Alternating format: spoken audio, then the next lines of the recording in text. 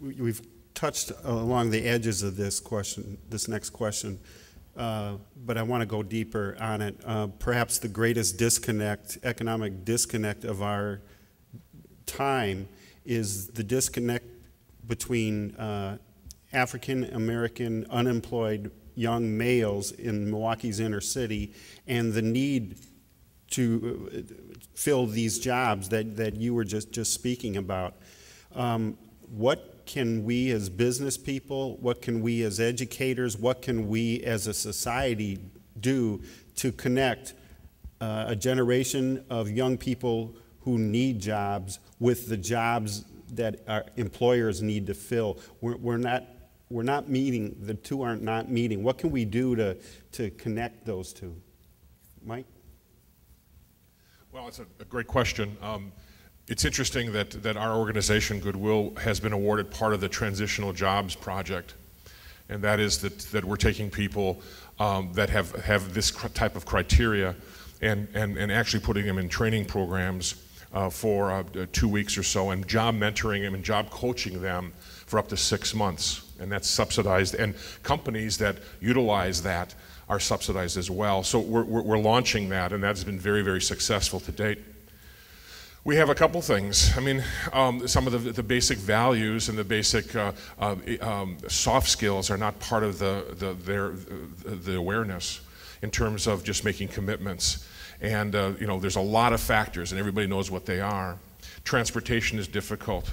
Someone who is out of work for a long time just can't get to some of the jobs that are in the suburbs. So we have those challenges.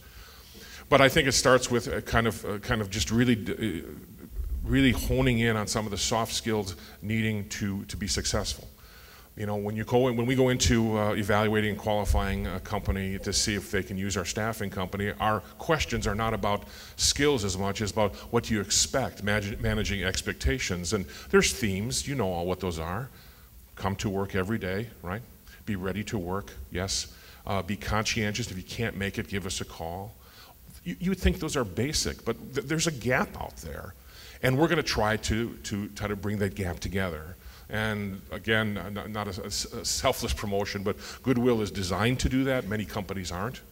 But I think it's really important. That is something that's not going to go away tomorrow. It's not going to go away with new education, but it's an awareness of how and what we have to do with the population that doesn't have those values, it doesn't have that mindset for work. They're not prepared for work. So I guess our only option is to either go somewhere where that doesn't happen, and that's nowhere, or really start to say, how do we bring somebody from this stage to this stage? It's simple, but very difficult to do. Thank you. Tom, any thoughts on that?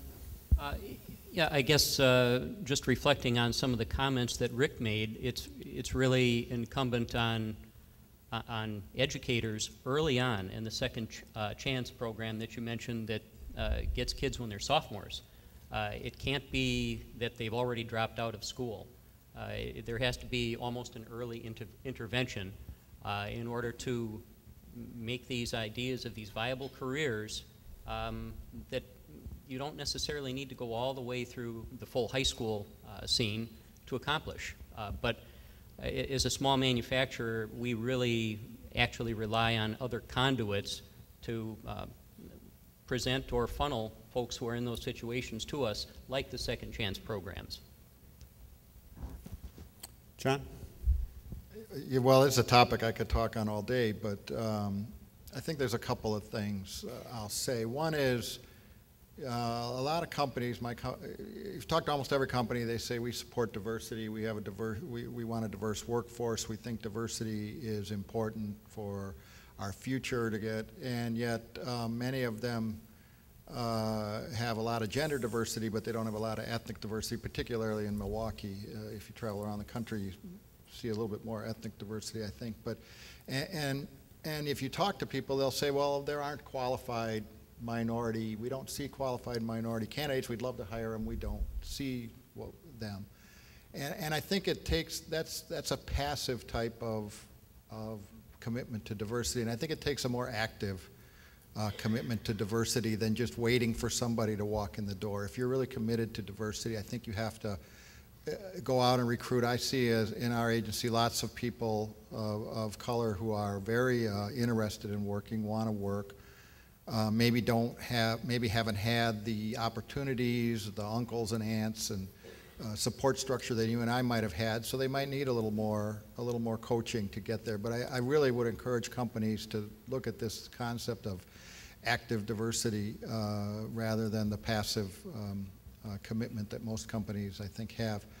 The other thing is, once again, our program, the Earn and Learn program, I think is critical because we try to get kids who may not have, as I said, the role models that you and I have, and we get them into different. We've taken on kids in my company the last 2 years, and they do a great job.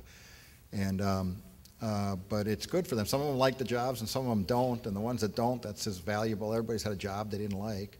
So that's very important to find out what you don't like as much as you do. So it's really important, I think, that we give the people an experience at a young age in what the work world is like. Because I don't think as a society we can afford to have large portions of our society that aren't engaged in the economy and aren't contributing as much as they could. And that's what we're starting to go to, a knowledge economy where if you have the knowledge, you can be successful. If you don't, you're shuffled off to the side. And the last thing I'll say is we have to think about some of the consequences, sometimes the unintended consequences of we talked about transportation. There's a number of well-meaning laws passed in this state that will force you to lose your driver's license if you don't pay this or you don't pay that.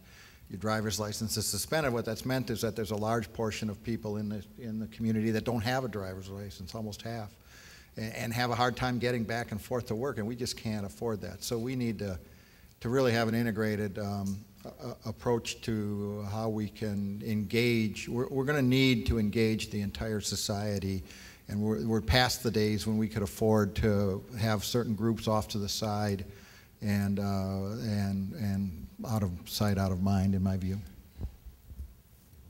Thanks, John. Rick? I think like all industries, I don't care if you're in manufacturing or any other industry, you had to change and morph to keep up with what was going on. I think education itself has to change. I think there has to be a hybrid model of some sorts. That you get these guys and girls coming out of 8th grade, and when you hit freshman, it's a combination of the high school in collaboration probably with the tech school, in collaboration with industries that can say, hey, here's an alternative. We already know from your 8th grade on you're not going to college, but how do we still make you a viable citizen here that says, look, here's the opportunities for you. And it doesn't have to just be in manufacturing sector, it could be in the medical sector. We all need technicians across the board. So I think we have to start probably at the freshman level at minimum in combination with the tech schools, married up with, again, industries, because industries are the ones complaining about it. We also have to understand that we have to be part of that solution.